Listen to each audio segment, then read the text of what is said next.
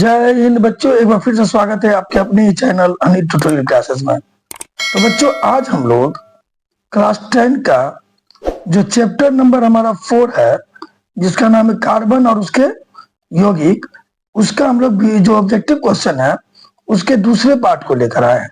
ठीक है, पहले पार्ट में हम लोगों ने जो इसके इंपोर्टेंट क्वेश्चन थे उनमें से कुछ क्वेश्चन को हम लोगों ने देख लिया था, और ये जैसे यहाँ तक का क्वेश्चन हम लोगों ने ऑलरेडी देख लिया था।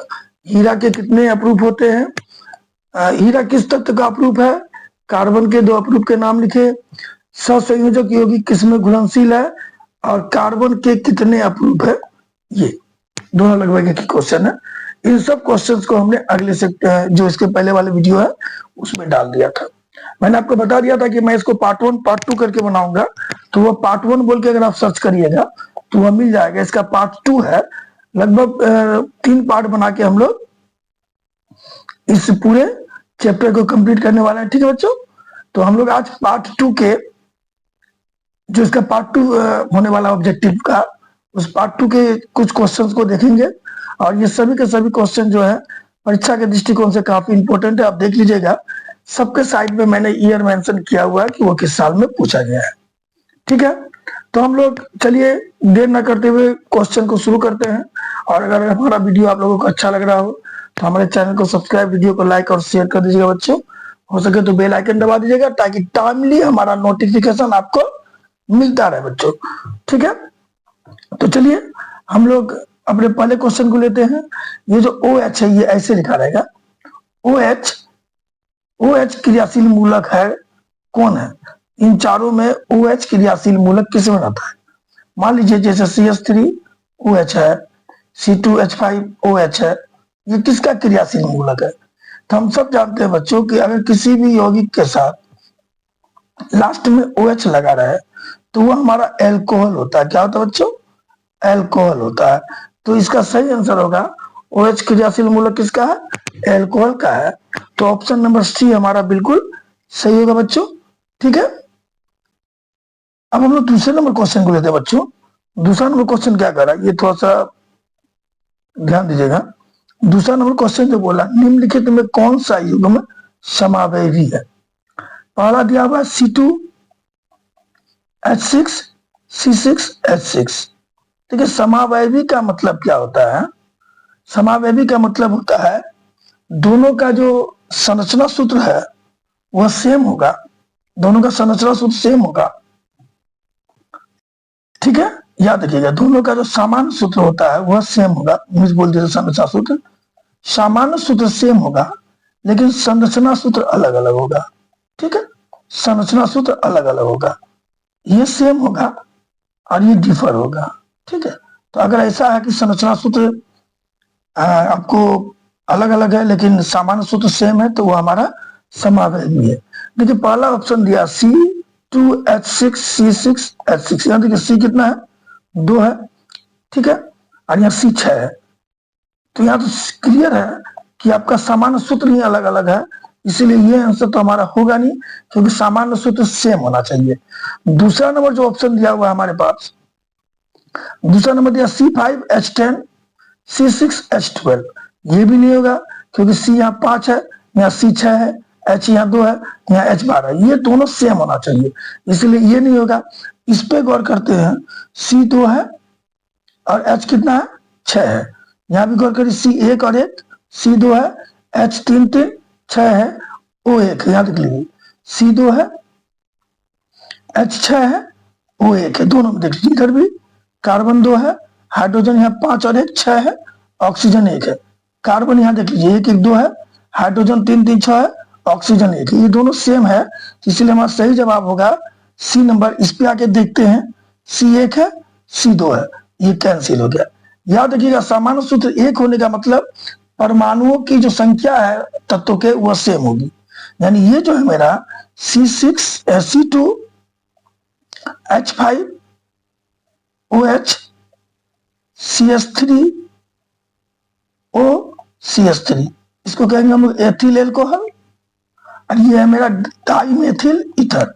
देख लीजिए, कार्बन 2 और हाइड्रोजन 6, यहाँ भी कार्बन 1 1 2 और हाइड्रोजन 3 3 6, ऑक्सीजन दोनों में 1 बराबर है। तो हमारा सही जवाब सी नंबर होगा। क्या ये जो एथिल एल्कोहल है और ये जो डाइमेथिल ईथर है, दोनों तरफ ईथर है आपका, डाइमेथिल ईथर है, ये हमारा क्या है बच्चों, ये हमारा समावेवी है। क्लियर हो गया? ठीक है। अब अगला क्वेश्चन लेते हैं, निम्नलिखित में एरोमेटिक हाइड्रोकार्बन कौन है? देखिए एरोमेटिक हाइड्रोकार्बन की बनावट कुछ ऐसी बंद वक्र की तरह होती है, बंद होती है।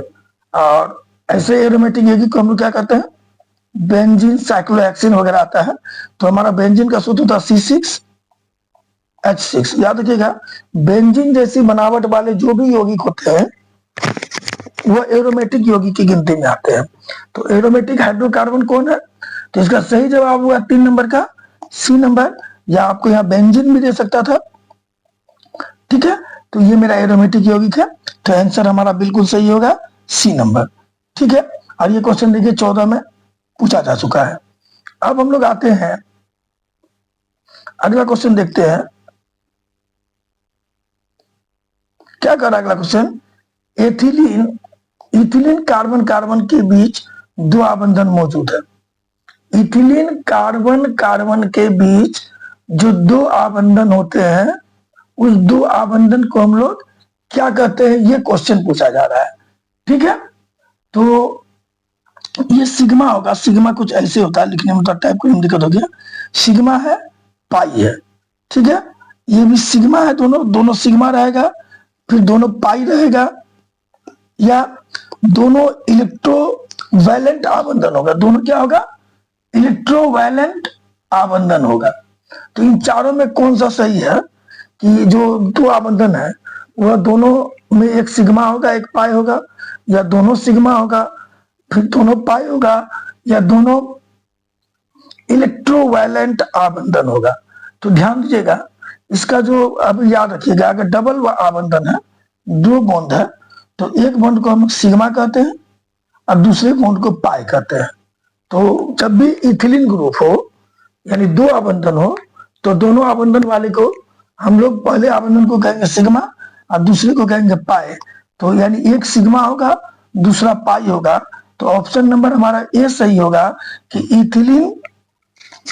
एथिलीन के कार्बन परमाणु के बीच जो 2 आबंधन होता है उसमें एक सिग्मा होता है दूसरा पाई होता है। एक सिग्मा होता है दूसरा पाई होता है। ठीक है बच्चों, अब 5वां नंबर क्वेश्चन देख लीजिए। 5वां नंबर क्वेश्चन, एल्काइन श्रेणी के सदस्यों का सामान्य सूत्र क्या होता है? ठीक है, क्वेश्चन सिंपल बोला है कि एल्काइन श्रेणी के समूहों के जो सदस्य होते हैं उनका सामान्य सूत्र क्या होता है? तो याद रखिएगा, कार्बन जितना होगा हाइड्रोजन उसका 2 गुना से 2 कम होता है। एल्काइन समूह में जो भी होते हैं उसमें कार्बन जितना होता है हाइड्रोजन उसका 2 गुना से 2 कम होता है। ठीक है, तो इसका सूत्र होगा CnH2n-2। अब ये ऑप्शन देखते हैं कौन सा दिया हुआ है, ऑप्शन नहीं दिया सॉरी, तो इसका डायरेक्ट हम लोग आंसर लिख देंगे CnH2n-2। एल्काइन श्रेणी के जो सदस्य होते हैं उनका सामान्य सूत्र होता है CnH2n-2 होता है। इस चीज को ध्यान दीजिएगा। और ये क्वेश्चन 2024 में 2017 में ऑलरेडी पूछा जा चुका है। ठीक है बच्चों, अब हम लोग 6ठे नंबर क्वेश्चन को देखते हैं। 6ठा नंबर क्वेश्चन क्या बोला बच्चों? 6ठे नंबर क्वेश्चन ने बोला है एल्डिहाइड श्रेणी के सदस्यों का क्रियाशील मूलक क्या है? क्रियाशील क्या है, नहीं क्रियाशील मूलक क्या है? एल्डिहाइड समूह श्रेणी के जो सदस्य होते हैं उनका क्रियाशील मूलक क्या होता है? एल्डिहाइड का क्रियाशील मूलक क्या होता है? तो याद रखिएगा बच्चों, क्रियाशील मूलक होता है CHO। एल्डिहाइड का क्रियाशील मूलक क्या होता है? CHO। इसको कभी कभी ऐसे भी लिखा जाता है बच्चों, ऐसे भी लिख सकते हैं आप, इस तरह भी दे सकता है, आपको जैसे देगा आप वैसे लिखिए। ये दे सकता है, अलग अलग तरीका होता है लिखने का, ऐसे भी दे सकता है। कभी आपको सिंगल बोन यहाँ दे देगा, O डबल बोन यहाँ दे देगा, ऐसे भी दे सकता है। तो जिस प्रकार दे CHO होना चाहिए। देखिए CHO, अगर CHO है तो वो हमारा एल्डिहाइड श्रेणी में है, और इसके इधर जो भी सदस्य लगेगा वो एल्किल ग्रुप का होगा, यानी R मेंबर का होगा। ठीक है, अगला दिया हुआ बच्चों 7वां नंबर क्वेश्चन बोल रहा है 7वां नंबर क्वेश्चन में क्या बोला है, जो जो C6H6 है, जिसे हम लोग बेंजीन के नाम से जानते हैं, बेंजीन का आणविक द्रव्यमान क्या होता है? C6H6 का आणविक द्रव्यमान क्या होता है? ठीक है, तो याद रखिएगा, आणविक द्रव्यमान निकालने का सिंपल सा तरीका है, इसमें कार्बन 6 है और एक कार्बन का परमाणु द्रव्यमान 12 होता है और एक हाइड्रोजन का परमाणु द्रव्यमान 1 होता है। ठीक है, क्लियर। कार्बन 12 है तो 12 इंटू 6 हो जाएगा, तो 12 6 72। हाइड्रोजन 6 है, एक हाइड्रोजन का 1 होता है तो 6 का 6 हो जाएगा, 1 इंटू 6 क्या हो जाएगा? 6। ये है 72, इस दोनों को जोड़ देंगे 77 AMU होगा, 78 AMU होगा। तो C6H6 का आणविक द्रव्यमान 78 AMU यानी 78 होता है, क्योंकि कार्बन का 12 होता है, कार्बन 6 है तो 12 इंटू 6 72 कार्बन हो गया।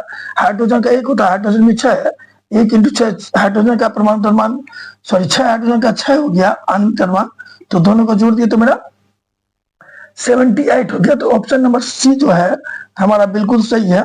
ठीक है, 78 AMU। क्लियर है बच्चों। अब लोग आते हैं 8वें नंबर क्वेश्चन में। 8वां नंबर क्या बोलता है बच्चों, ध्यान दीजिएगा। 8वां नंबर क्वेश्चन हमसे बोला जा रहा है कि जो क्लोरोमीथेन होता है, ठीक है, क्लोरोमीथेन का सूत्र क्या होता है? क्लोरोमीथेन का सूत्र क्या होता है? याद रखिएगा, क्लोरोमीथेन का सूत्र होता है CH3Cl। क्या होता है बच्चों? CH3Cl। क्लोरोमीथेन का सूत्र होता है CH3Cl। इस चीज को ध्यान दीजिएगा। तो 8वें नंबर का आंसर हो जाएगा CH3Cl। ठीक है, अब 9वां नंबर क्वेश्चन चलते हैं। 9वां नंबर देखिए कि एक ऑप्शन यहाँ लिखा हुआ है, तो हम इसको ऊपर अभी कर देंगे, ईथर बोल के D नंबर में आएगा। देखिए 9वें नंबर क्वेश्चन में क्या बोला बच्चों, 9वें नंबर बोला है, ये जो दिया है COOH, क्या दिया हुआ है? COOH। ठीक है, यह अभिक्रियाशील मूलक को क्या कहते हैं? ये जो COOH है, इस अभिक्रियाशील मूलक को हम लोग क्या कहते हैं? ठीक है, ये किस मूलक के समूह में आता है? ठीक है, तो इसका जो ऑप्शन दिया हुआ है हमारे पास, जो ऑप्शन दिया है यहाँ D नंबर में मैंने बोला ना ईथर होगा, तो देखिए COOH जो है ये क्रियाशील अभिक्रियाशील मूलक का नाम क्या है? तो याद रखिएगा, ये अम्ल में आता है, फॉर्मिक अम्ल, एसिटिक अम्ल, इस ग्रुप में आता है। ठीक है, तो इसका ऑप्शन होगा C नंबर। 9 का आंसर होगा C नंबर, ये अम्ल कैटेगरी में आता है। ठीक है बच्चों, ठीक है बच्चों, अम्ल होगा, ये आपको कार्बोक्सिलिक अम्ल के ग्रुप में आता है, इस चीज को ध्यान रखिएगा, कार्बोक्सिलिक अम्ल। तो ये किस कैटेगरी में आ गया बच्चों? अम्ल की कैटेगरी में आ गया, तो इसका ऑप्शन नंबर C होगा। आप इसको कार्बोक्सिलिक अम्ल भी लिख सकते हैं, तो ये ऑप्शन नंबर C सही होगा। और ये 13 में और 17 में ऑलरेडी पूछा जा चुका है। तो 9वां नंबर भी हमारा क्लियर हो गया बच्चों। अब हम लोग देखते हैं 10वें नंबर को। ठीक है, 10वां नंबर क्वेश्चन क्या कर रहा है, प्रोपेन में मौजूद प्रोपेनोन है। क्या बच्चों? 10वें नंबर में क्या है? प्रोपेनोन है। प्रोपेनोन में मौजूद प्रक्रियात्मक समूह क्या है? ठीक है, जो प्रोपेनोन है, प्रोपेनोन में मौजूद प्रक्रियात्मक समूह क्या है? तो याद रखिएगा, प्रोपेनोन में जो प्रक्रियात्मक समूह होता है कीटोन ग्रुप का है। प्रोपेनोन कीटोन ग्रुप में आता है। ठीक है बच्चों, जिसको हम लोग CO ऐसे लिखते हैं, ये लिख सकते हैं, या C डबल बॉन्ड O ऐसे लिख सकते हैं, या C डबल बॉन्ड O ऐसे लिख सकते हैं। याद रखिएगा, प्रोपेनोन जो है वो IUPAC नाम है कीटोन समूह का। ठीक है, तो कीटोन में कौन सी प्रक्रियात्मक समूह या अभिक्रियाशील समूह रहता है बच्चों? तो याद रखिएगा, कीटोन में जो हमारा प्रक्रियात्मक समूह है वह CO, दोनों तक O होगा। कीटोन ईथर में जैसे O होता है ना, तो कीटोन में C होता है। आप ये भी आंसर लिख सकते हैं, ये भी लिख सकते हैं, ये भी लिख सकते हैं, according to your option. Option के अनुसार आपको देखना होगा कि आपका कौन सा आंसर दिया हुआ है, आप उसी के अनुसार जवाब दीजिएगा। ठीक है बच्चों, 11वां नंबर क्वेश्चन बोला है, ये ऐसे नहीं होगा, थोड़ा सा मिस्टेक लिखा गया है, ये ऐसे नहीं होगा, टाइप करने में टाइप की उनसे दिक्कत हो गया है। ये लिखाएगा CH डबल बॉन्ड O होगा, ऐसे लिखा रहेगा, या C डबल बॉन्ड OH ऐसे लिखा, जैसे भी लिखा रहे ये नहीं है, आप ऐसे भी लिख सकते हैं। ठीक है, इसका कार्यात्मक यानी अभिक्रियाशील समूह निम्न में कौन होगा? ऑप्शन देना था तो मैंने ऑप्शन वहां से हटा दिया है, तो आप निम्न को भी हटा दीजिएगा। ये कार्यात्मक समूह जो है वो किस में होता है, यानी आपको ऐसे पूछेगा C डबल बॉन्ड OH, ये कार्यात्मक समूह जो है वो किस ग्रुप का है, ये आपसे पूछा जाएगा। तो इसका सही जवाब होगा एल्डिहाइड। एल्डिहाइड में ये एल्डिहाइड में ये रहता है बच्चों, याद रखिएगा। अगर आप ऐसे लिख देते हैं HCHO तो ये फॉर्मल्डिहाइड हो जाएगा, CH3CHO तो एसिटल्डिहाइड हो जाएगा। इस तो याद रखिएगा, ये जो है एल्डिहाइड कैटेगरी का आता है। आपको क्वेश्चन ऐसे दे देगा या ऐसे दे देगा, निम्न में किस समूह में आते हैं, तो आप जवाब दे दीजिएगा एल्डिहाइड समूह में। तो 11वां नंबर हमारा क्लियर होता है। ये मेरा 21वीं और 18 में पूछा जा चुका है। ठीक है, कहीं कहीं टाइप केमिस्ट्री में ना संरचना सूत्र देता है ना बच्चों, उसको तो टाइप करना मुश्किल हो जाता है, इसलिए थोड़ा सा दिक्कत हो रहा है। प्रोपेन का आणविक सूत्र C3H8 है। इसमें 7 सहसंयोजक बंधन है, 8 सहसंयोजक बंधन है, 9 सहसंयोजक बंधन है, या 10 सहसंयोजक बंधन है, ये बात आप लोगों से पूछा गया है। तो देखिए C3 है ना, C3 ले लिए, H8 है, 1 2 3 4 5 6 7 8, H8 हो गया। अब देखिए कितना बंधन है, ये हो गया हमारा पहला, दूसरा, तीसरा, चौथा, पांचवा, छठा, सातवां, आठवां, नौवां, 10वां। टोटल कितने बंधन है बच्चों? 10 है। संरचना सूत्र लिख दिया। और ये जो यही एक बंधन, 2 बंधन, 3 बंधन, 4 बंधन, 5 बंधन, 6 बंधन, 7 बंधन, 8 बंधन, 9 बंधन, 10 बंधन। तो सही जवाब होगा 10 आबंध है बच्चों, तो ऑप्शन नंबर डी हमारा सही होगा। तो 12वां नंबर भी क्लियर हो गया। अब 13वां नंबर क्वेश्चन देखते हैं बच्चों। 13वां नंबर क्वेश्चन बोला है, 13वां नंबर बोलता है कौन सा कार्बनिक यौगिक सबसे अधिक अभिक्रियाशील है? कौन सा कार्बनिक यौगिक सबसे अधिक अभिक्रियाशील है?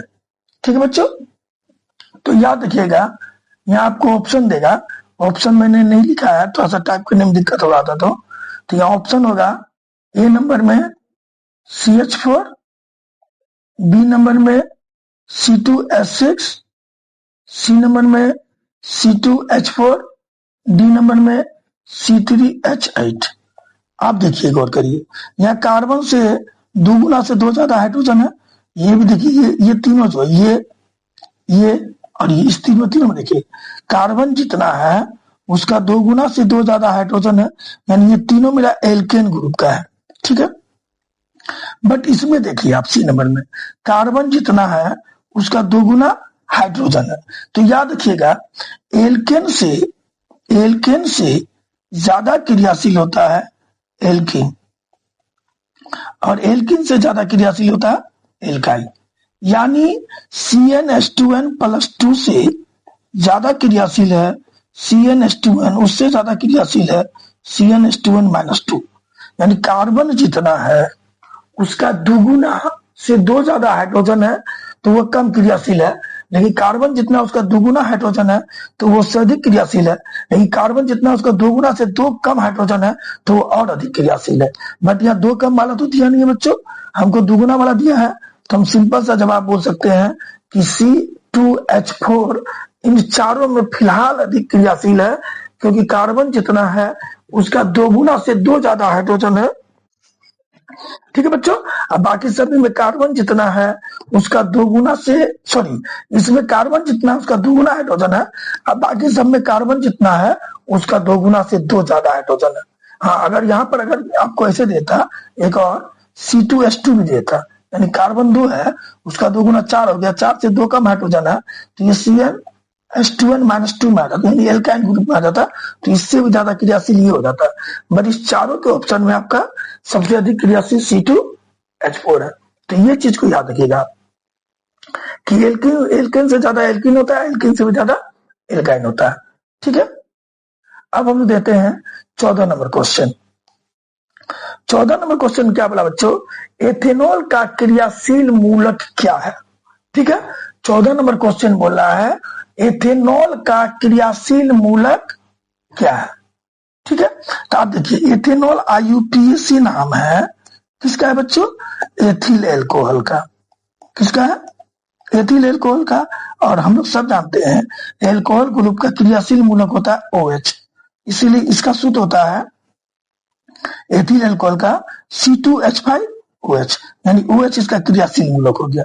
ये पता याद रखिएगा, IUPAC नाम में किसके लास्ट में नॉल ऑल लगा हुआ है, तो वो एल्कोहल ग्रुप का होगा, और एल्कोहल ग्रुप का क्रियाशील मूलक OH होता है, तो हमारा आंसर होगा OH। क्या होगा बच्चों, OH। क्लियर होगा 14 नंबर। 15 नंबर में आते हैं, निम्नलिखित में कौन कार्बोक्सिलिक समूह है। निम्नलिखित में कौन कार्बोक्सिलिक समूह है। निम्नलिखित दिया तो 100% ऑप्शन होगा, तो हम यहाँ ऑप्शन नहीं लिखवाए हैं, मैं यहाँ लिख देता हूं। ऑप्शन नंबर 1 में होगा CHO, ऑप्शन नंबर B में होगा CO डबल बॉन्ड,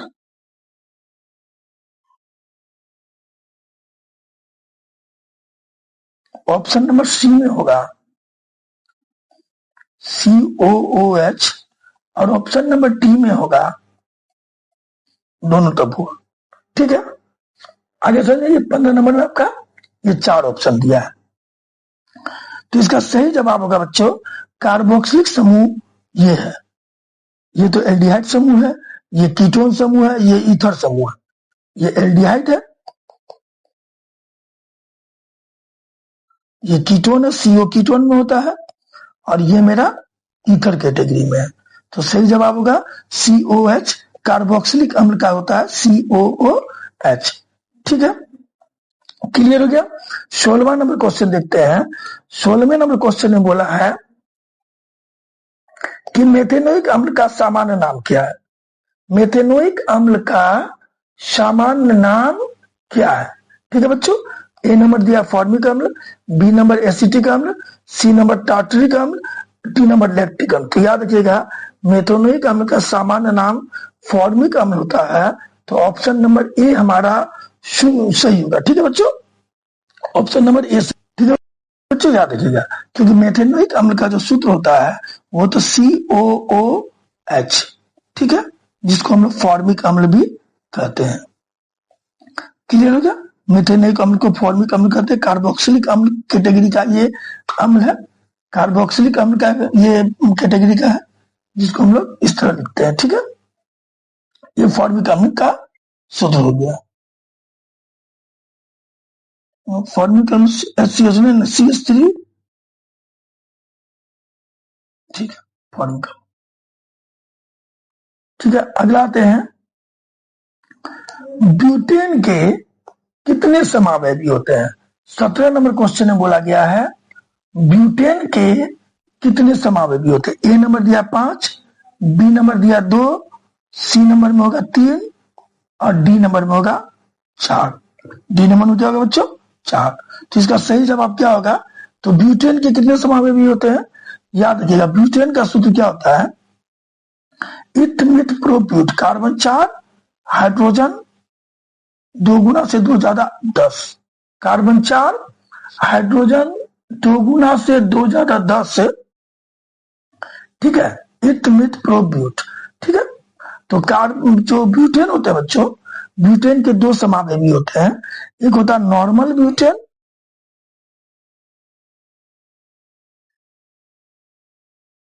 एक होता है आइसोब्यूटेन।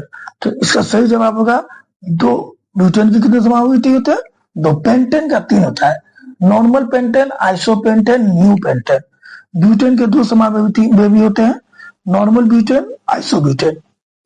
नॉर्मल ब्यूटेन में चारों कार्बन एक लाइन में होगा, और आइसोब्यूटेन में एक कार्बन हमारा नीचा चला जाएगा।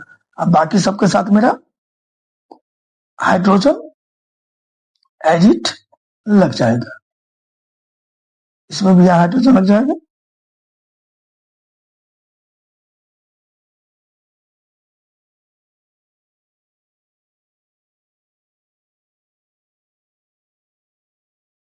ठीक है, तो याद रखिएगा ब्यूटेन के कितने समावेशी होते हैं? 2 समावेशी होते हैं, नॉर्मल ब्यूटेन, आइसोब्यूटेन। अब पेंटेन के 3 हो जाएंगे, नॉर्मल पेंटेन, आइसोपेंटेन और नियोपेंटेन। ठीक है बच्चों, अगला सूत्र देखते हैं, अगला क्वेश्चन देखते हैं बच्चों। अगला क्वेश्चन क्या बोल रहा है, बेंजीन का अनुसूत्र क्या है? तो याद रखिए बेंजीन एरोमेटिक यौगिक है जिसका अनुसूत्र होता है C6H6। क्या होता है बच्चों? C6H6। तो 18 नंबर का आंसर होगा मेरा C6H6। क्लियर, बेंजीन का C6H6 होता है। ठीक है, अगला आते हैं एथिल एल्कोहल जिसका सूत्र होता है C2H5OH।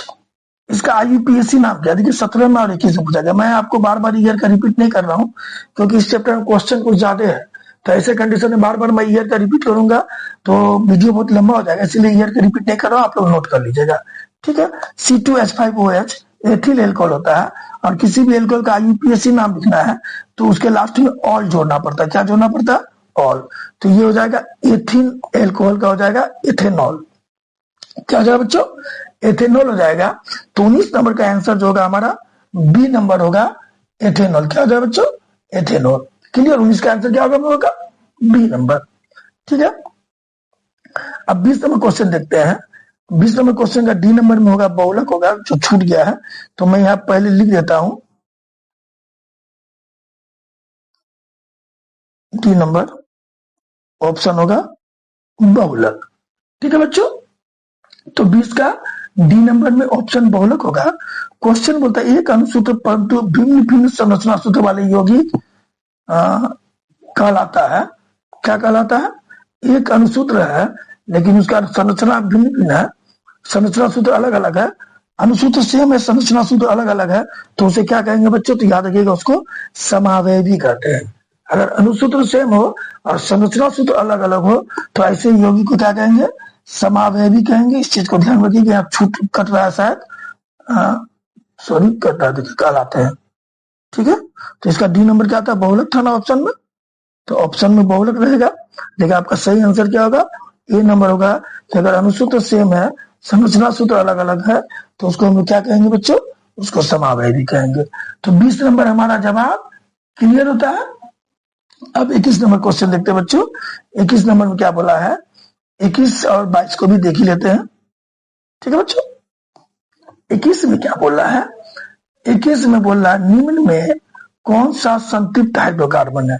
निम्न में, देखिए निम्न है ऑप्शन होगा, तो ऑप्शन नहीं दिए हैं बट हम आपको ऑप्शन लिख देते हैं। इसलिए नहीं दिए थे क्योंकि थोड़ा सा लिखने में दिक्कत हो रहा होगा या फिर टाइप करने में दिक्कत हो रहा है। इस तरह का केमिस्ट्री में वर्डिंग क्या करेगा? ए नंबर में CH4, बी नंबर में C2H6, डी नंबर में है C2H4 और सी नंबर में सॉरी, और डी नंबर क्या दिया? कोई नहीं, यही रहेगा बच्चों। ठीक है, ये 18 में, 19 में और 21 से पूछा है। असंतृप्त हाइड्रोकार्बन किसको कहते हैं? याद रखिएगा, जब कार्बन कार्बन के बीच डबल बॉन्ड हो या ट्रिपल बॉन्ड हो तो असंतृप्त हाइड्रोकार्बन कहलाता है, सिंगल बॉन्ड में संतृप्त कहलाता है। और असंतृप्त का सूत्र क्या होगा? या तो CnH2n रहेगा या CnH2n-2। CnH2n+2 है तो ये मेरा संतृप्त है, सिंगल बॉन्ड हो जाएगा। कार्बन जितना है उसका दुगुना से 2 कम हाइड्रोजन है या उसका दुगुना हाइड्रोजन है तो असंतृप्त का गिनती में आएगा। यहाँ देखिए कार्बन एक का दोगुना से 2 ज्यादा हाइड्रोजन, तो ये संतृप्त है। कार्बन 2 का दोगुना, 4 से 2 ज्यादा हाइड्रोजन अच्छा है तो ये भी संतृप्त है, इसलिए ये भी जवाब नहीं होगा, ये भी नहीं होगा। यहाँ कार्बन 2 है, हाइड्रोजन उसका दुगुना है तो ये होगा मेरा, क्योंकि कार्बन 2 और हाइड्रोजन 2 गुना है, या कार्बन जितना है उसका 2 गुना से 2 कम हाइड्रोजन है, तो ऐसी स्थिति में वो असंतृप्त हाइड्रोकार्बन कहलाता है। क्योंकि याद रखिए जो इस कंडीशन में होगा तो डबल बॉन्ड बनेगा, दुगुना रहने पे डबल बॉन्ड बनेगा, तिगुना रहने पे ट्रिपल बॉन्ड बनेगा, और डबल बॉन्ड और ट्रिपल बॉन्ड बनता है तो वह हाइड्रोकार्बन हमारा असंतृप्त कहलाता है, सिंगल बॉन्ड वाला संतृप्त कहलाता है। तो इसका सही जवाब होगा बच्चों ऑप्शन नंबर सी, C2H4। ठीक है, क्लियर हो गया। अब 22 नंबर क्वेश्चन को देख लेते हैं। 22 नंबर में क्या बोला बच्चों, 22 नंबर में बोलता है निम्नलिखित में कौन सामान, निम्नलिखित में CnH2n निम्नलिखित में किसका सामान्य सूत्र है। CnH2n ये वाला देखिए, निम्नलिखित में किसका सामान्य सूत्र है। चलिए CnH2n किसका सामान्य सूत्र है इसको भी समझ ही लेते हैं हम लोग। देखिए सामान्य सूत्र के बारे में बात किया जाए तो सामान्य सूत्र हम लोगों को 3 का जानना है। कितने का जानना है, 3 के सामान्य सूत्र के बारे में जानना है। ये देखिए क्वेश्चन आपको 18 में और 21 में ऑलरेडी पूछा गया है। ठीक है, सामान्य सूत्र पहला ऑप्शन जो देगा, अगर ऐसा क्वेश्चन देता है तो कभी भी पहला ऑप्शन देगा एल्केन का, ठीक है, दूसरा ऑप्शन देगा एल्किन का, तीसरा ऑप्शन देगा एल्काइन का, और चौथा ऑप्शन जो रहेगा मेरा वह कोई नहीं रहेगा, कोई नहीं। तो याद रखिएगा जो एल्केन होता है वो CnH2n प्लस 2 होता है, एल्किन होता है CnH2n, एल्काइन होता है CnH2n माइनस 2, इसमें बनता है सिंगल बॉन्ड, इसमें बनता है डबल बॉन्ड, और इसमें बनता है ट्रिपल बॉन्ड। ठीक है बच्चों, तो CnH2n है, कार्बन जितना हाइड्रोजन उसका दुगुना है, तो ऑप्शन नंबर हमारा बी सही होगा, एल्किन। क्या होगा जवाब इसका, एल्किन। किसका सामान्य सूत्र है ये, इस चीज को ध्यान दीजिएगा, एल्किन का। किसका, एल्किन का। तो सही जवाब होगा 22 का बी नंबर, एल्किन। ठीक है बच्चों, अब हम लोग 23 नंबर क्वेश्चन देखते हैं बच्चों। 23 नंबर क्वेश्चन को ध्यान से देखिए। 23 में क्या बोला है, 23 में बोला गया है संतृप्त हाइड्रोकार्बन श्रेणी के सदस्यों को क्या कहते हैं। 25 और 22 में पूछा गया है। देखिए संतृप्त को एल्केन कहते हैं, ये सब जानिए, और ये एल्किन और एल्काइन जो है वह असंतृप्त है, असंतृप्त है, क्योंकि इसमें बनता है ट्रिपल बॉन्ड, इसमें बनता है डबल बॉन्ड, इसमें सिंगल बॉन्ड बनता है, और ये तो एल्कोहल ग्रुप का है, एल्केनॉल एल्कोहल ग्रुप का है, एल्कोहल ग्रुप का है, तो इसको तो लेना ही नहीं है हमको। तो मेरा सही जवाब होगा सी नंबर, एल्केन। क्या होगा बच्चों, एल्केन इसका सही जवाब होगा, सी नंबर। ठीक है, तो इस क्लियर हो गया। अब हम लोग 24 नंबर लेते हैं। 24 नंबर क्वेश्चन में क्या बोला बच्चों, 24 नंबर को ध्यान से देखिए। तो 24 नंबर क्वेश्चन में बोलता है एथाइन में कार्बन कार्बन परमाणुओं के बीच कितने सहसंयोजक बंधन होते हैं। एथाइन में कार्बन कार्बन परमाणुओं के बीच कितने सहसंयोजक बंधन होते हैं बच्चों। तो याद रखिएगा एथाइन में कार्बन कार्बन परमाणु के बीच 3 सहसंयोजक बंधन होते हैं। तो ऑप्शन नंबर हमारा सी बिल्कुल सही होगा। ठीक है, अब 25 नंबर क्वेश्चन को देखते हैं। 25 नंबर क्वेश्चन में बोलता है Al4C3, Al4C3 के जल अपघटन में निम्नलिखित में कौन सा बनेगा। Al4C3 का जल अपघटन कराएंगे, क्या बनेगा, एथेन, मेथेन, एल्काइन या एल्कीन। तो याद रखिएगा मीथेन बनेगा। क्या बनेगा बच्चों, 25 का आंसर बी होगा, मेथेन बनेगा बच्चों। इस चीज को ध्यान में रखिएगा। Al4C3 का अगर हम लोग जल अपघटन करेंगे तो मेथेन बनता है। क्लियर, और ये भी क्वेश्चन 2022 में ऑलरेडी पूछा जा चुका है। ठीक है, अगला क्वेश्चन जो दिया है, अगला का ऑप्शन भी छूट गया है, छूट नहीं गया है मतलब तो टाइपिंग में स्पीड में तो ज्यादा मिस्टेक हो गया बच्चों। तो इसका है क्वेश्चन दिया इथिलीन। ठीक है, इथिलीन क्या है, A number paraffin, B number olefin, C number में है एल्केन, और डी नंबर में है एल्काइन। डी नंबर में क्या है बच्चों, एल्काइन है। तो सही जवाब क्या होगा, एथिलीन है क्या, पैराफिन है, एल्केन है, ओलिफिन है या एल्काइन है। ठीक है, तो ध्यान दीजिए इसका सही नंबर बी नंबर होगा, एथिलीन ओलिफिन है। क्या है, ओलिफिन गोल्ड कैटेगरी का आता है, पैराफिन में आपको जाके एल्केन आता है। ठीक है, तो ओलिफिन, इस चीज को ध्यान दीजिएगा, 2022 में क्वेश्चन पूछा गया है। अब अगला क्वेश्चन देखते हैं, 27 नंबर क्वेश्चन को देखते हैं बच्चों। 27 नंबर में क्या पूछा जा रहा है? 27 नंबर पूछा जा रहा है कि कार्बोनिल ग्रुप, कौन ग्रुप? कार्बोनिल ग्रुप, ठीक है। कार्बोनिल ग्रुप प्रतिकारक कौन है? कार्बोनिल ग्रुप प्रतिकारक कौन है या क्या है, जो भी पूछे तो देखिए, कार्बोनिल ग्रुप प्रतिकारक जो है बच्चों, प्रतिकारक जब भी बोले तो याद रखिए आपको लिखना है क्रियाशील मूलक, ठीक है बच्चों। क्या लिखना है? क्रियाशील मूलक को देना है जवाब। तो इसका सही जवाब होगा, कार्बोनिल ग्रुप कीटोन में आता है, तो इसका सही जवाब होगा सी।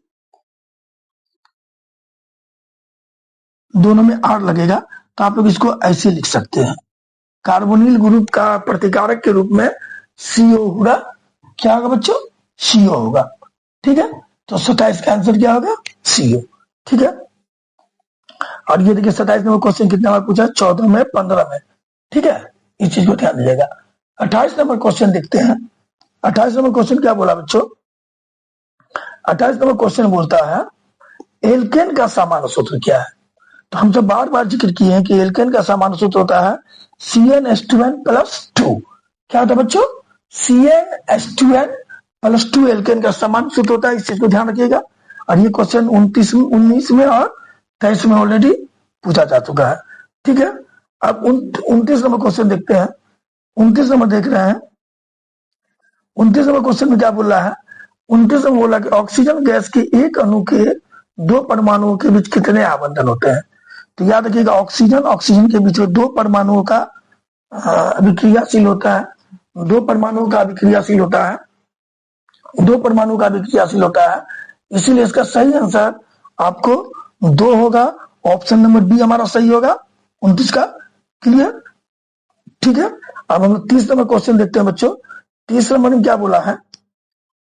30 नंबर क्वेश्चन पेंटेन, जिसका सूत्र होता है C5H12 के कितने समावेशी होते हैं? तो मैंने आपको थोड़ा देर पहले बताया था C5H12 के 3 समावेशी होता है, नॉर्मल, आइसो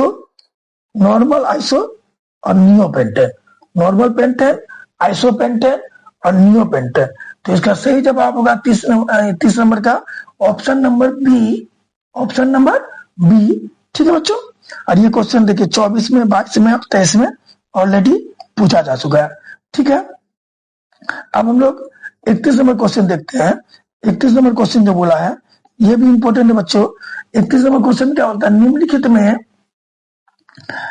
में कार्बनिक यौगिकों में कौन सा यौगिक एल्काइन है? एल्काइन कैटेगरी में कौन सा यौगिक आता है बच्चों? तो इसका सही जवाब होगा एसिटिलीन, जो है हमारा वो एल्काइन कैटेगरी में है। ये क्वेश्चन 24 में, 22 में, 23 में पूछा गया, तो ऑप्शन नंबर सी होगा। ये एल्किन है, ये एल्केन है, ये एल्काइन कैटेगरी में है। क्लोरोफॉर्म तो आपका क्रियाशील मूलक माना जाता है, ठीक है बच्चों। अब हम लोग देखते हैं 32 नंबर क्वेश्चन। 32 नंबर क्वेश्चन में बोला गया है, देख लीजिए। मैं इसका जवाब डायरेक्ट बता देता हूं क्योंकि ऑप्शन कुछ गड़बड़ है। एथेन का आणविक सूत्र C2H6 होता है। C2 है, H6 है, तो H6 है, यहां देख लीजिए H6 है, ठीक है। और ये कार्बन के बीच एक बंधन होगा, तो कितने टोटल बंधन होगा? 1 2 3 4 5 6 7। कितने होगा? C2H6 में के आणविक सूत्र में कितने सहसंयोजक बंधन होते हैं बच्चों?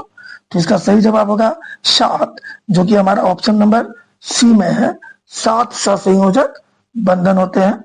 क्लियर, समझ में आ गया? क्योंकि कार्बन के बीच एक, इधर हमारा 6 को हाइड्रोजन के साथ एक, तो टोटल 7 आबंधन होते हैं। क्लियर हो गया, ठीक है। अब हम लोग देखते हैं 33 नंबर क्वेश्चन को। 33 नंबर क्वेश्चन में क्या बोला गया बच्चों? 33 नंबर क्वेश्चन में बोला गया है कि अभिक्रियाशील समूह CO, देखिए ये ऐसे लिखाएगा, टाइप करने में दिक्कत होगी, ये ऐसे लिखाएगा। अभिक्रियाशील समूह CO को क्या कहते हैं हम लोग? ठीक है, अभिक्रियाशील समूह CO को क्या कहते हैं? तो कार्बोनिल समूह के कैटेगरी में रखा गया है। कार्बोनिल, कीटोन नहीं हो, कीटोन ऐसे होता है, कार्बोनिल समूह के कैटेगरी में रखा गया है। जो CO है बच्चों, CO को हम लोग कार्बोनिल समूह के कैटेगरी में रखते हैं। ये क्वेश्चन 2024 में ऑलरेडी पूछा जा चुका है, ठीक है। 35 नंबर क्वेश्चन देखते हैं। वेल्डिंग में वेल्डिंग में जो लोहे को जोड़ते हैं, लोहे को जोड़ने के क्रम में किस गैस का उपयोग होता है? 34 नंबर क्वेश्चन में बोला गया किस गैस का उपयोग होता है? तो नंबर ए में दिया मेथेन, नंबर बी में दिया है एथाइन, नंबर सी में एथेन, नंबर डी में एथीन। तो सही जवाब होगा बी नंबर एथाइन। सही जवाब क्या होगा बच्चों? एथाइन होगा। ठीक है, एथाइन का प्रयोग वेल्डिंग में होता है। ठीक है, 34 नंबर क्लियर हो गया बच्चों। 35 नंबर देखते हैं। 35 नंबर क्वेश्चन क्या बोल रहा है? एल्किन का सामान्य सूत्र क्या होता है? एल्किन का सामान्य सूत्र क्या होता है बच्चों? याद रखिएगा, एल्किन का जो सामान्य सूत्र होता है वो कार्बन जितना उसका दोगुना हाइड्रोजन होता है, CnH2n होता है। एल्किन का सामान्य सूत्र CnH2n होता है। 2024 में क्वेश्चन पूछा जा चुका है और इस चीज का जिक्र मैंने कई बार कर दिया। ठीक है बच्चों, 36 नंबर क्वेश्चन को देखते हैं। 36 नंबर क्वेश्चन होता है मीथेन के एक अणु का आकार कैसा होता है? मीथेन के एक अणु का आकार कैसा होता है, या मीथेन के अणु का आकार कैसा होता है? ये 36 नंबर क्वेश्चन पूछा गया है। तो याद रखिएगा, मीथेन का सूत्र होता है CH4, कार्बन के साथ 4 हाइड्रोजन जुड़े होते हैं। ठीक है, तो इसका जो आकार होता है वो होता है समचतुष्फलकीय। क्या होता है बच्चों? मीथेन के अणु का आकार समचतुष्फलकीय होता है। इस चीज को ध्यान दीजिएगा, 25 में क्वेश्चन ऑलरेडी पूछा गया है। ठीक है, अब हम लोग आते हैं 37 नंबर क्वेश्चन को देखते हैं। कार्बनिक यौगिकों में कार्बन की संयोजकता कितनी होती है? कार्बनिक यौगिकों में कार्बन की संयोजकता कितनी होती है? तो देखिए, कार्बन का जो सूत्र होता है 6 होता है, तोड़िएगा तो 2 4 होगा। क्या होगा? 2 4 होगा। ठीक है, यानी कार्बन को अस्थायी होने के लिए 4 इलेक्ट्रॉन को लेना है या फिर 4 इलेक्ट्रॉन को देना है। तो निश्चित तौर पर इसकी संयोजकता जितना इलेक्ट्रॉन का त्याग या ग्रहण होता है वही उसकी संयोजकता कहलाती है। तो इसका सही जवाब 4 होगा, जो कि हमारा ऑप्शन नंबर डी में है। कहाँ है? डी में है। ठीक है बच्चों, तो ऑप्शन नंबर डी हमारा सही हो गया। अब 38 नंबर आते हैं। 38 नंबर बोला है एथिलीन का IUPAC नाम क्या है? ये 2025 में पूछा जा चुका है। एथिलीन का IUPAC नाम क्या है? तो याद रखिएगा, एथिलीन का IUPAC नाम जो है वह एथीन है बच्चों। क्या है? एथीन है। तो ऑप्शन नंबर सी हमारा सही होगा। और ये इस वीडियो का अंतिम क्वेश्चन है बच्चों, वह क्या है? ध्यान दीजिएगा, CH3 CH2 फिर यहाँ लिखने में गलत हो गया, देखिए है CH3 CH2 फिर CH2OH। तो अगर आप लोग गौर करिएगा तो कार्बन कितना हो गया? 1 2 3, carbon 3, hydrogen 3 2 5 2 7, hydrogen 7 OH। C3H7OH हो गया, जो है प्रोपिल एल्कोहल। क्या बच्चों? प्रोपिल एल्कोहल, जिसका IUPAC नाम है प्रोपेनॉल। तो इसका सही जवाब होगा option number B, propyl alcohol. क्या होगा नाम इसका? Propyl alcohol. नहीं, प्रोपिल एल्कोहल नहीं बोलिएगा, प्रोपेनॉल बोलिएगा। क्योंकि अगर आप देखिएगा 1 नंबर 2 नंबर 3 नंबर, इस 1 नंबर के साथ OH जुड़ा हुआ है। हालांकि अगर डायरेक्ट ऐसे देता तो आप इसको प्रोपिल एल्कोहल लिख सकते थे, लेकिन ये तोड़ करके दिया है तो OH 1 नंबर वाले कार्बन परमाणु के साथ जुड़ा हुआ है, तो इसीलिए इसका नाम प्रोपेनॉल होगा। प्रोपेनॉल, नॉन लिख देते, प्रोपेनॉल होगा। और 1 नंबर में OH जुड़ा हुआ है, इसीलिए इसका नाम होगा 1 प्रोपेनॉल। तो ऑप्शन नंबर हमारा सी सही होगा बच्चों। ठीक है, इस प्रकार इस वीडियो का जो आज का अंतिम क्वेश्चन था वह खत्म होता है। इसका पार्ट 3 में हम पूरा ऑब्जेक्टिव कंप्लीट कर देंगे, क्योंकि ये इंपॉर्टेंट वीडियो चैप्टर है जिसमें ढेर सारा ऑब्जेक्टिव ऑलरेडी पूछा जा चुका है। ठीक है बच्चों, इसी के साथ हमारा ये वीडियो समाप्त होता है। अगर हमारा वीडियो अच्छा लगा हो तो चैनल को सब्सक्राइब, वीडियो को लाइक और शेयर कर दीजिएगा। हो सके तो बेल आइकन दबा दीजिएगा ताकि टाइमली हमारा नोटिफिकेशन आपको मिलता रहे। जय हिंद, जय भारत।